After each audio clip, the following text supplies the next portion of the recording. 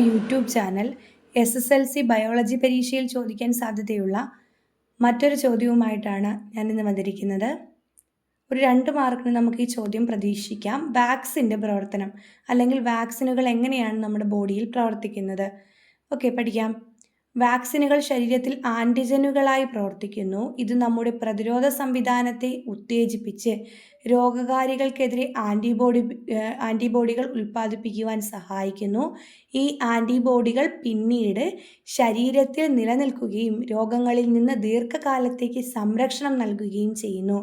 കൃത്യമായ ഡോസുകൾ സ്വീകരിക്കുന്നതിലൂടെ വർഷങ്ങളോളം അല്ലെങ്കിൽ ജീവിതകാലം മുഴുവൻ ഒരു രോഗത്തിൽ നിന്ന് സംരക്ഷണം ലഭിക്കുവാൻ വാക്സിനുകൾ സഹായിക്കുന്നു. നമ്മളിപ്പോൾ MMR വാക്സിനായാലും OPV വാക്സിനായാലും HPV വാക്സിനായാലും COVID-19 വാക്സിനായാലും ഒക്കെ എടുക്കുമ്പോൾ എന്താണ്, ആ വാക്സിനുകളെല്ലാം ആക്ട് ചെയ്യുന്നത് ഇത്തരത്തിലുള്ള പ്രവർത്തനത്തിലൂടെയാണ്. താങ്ക്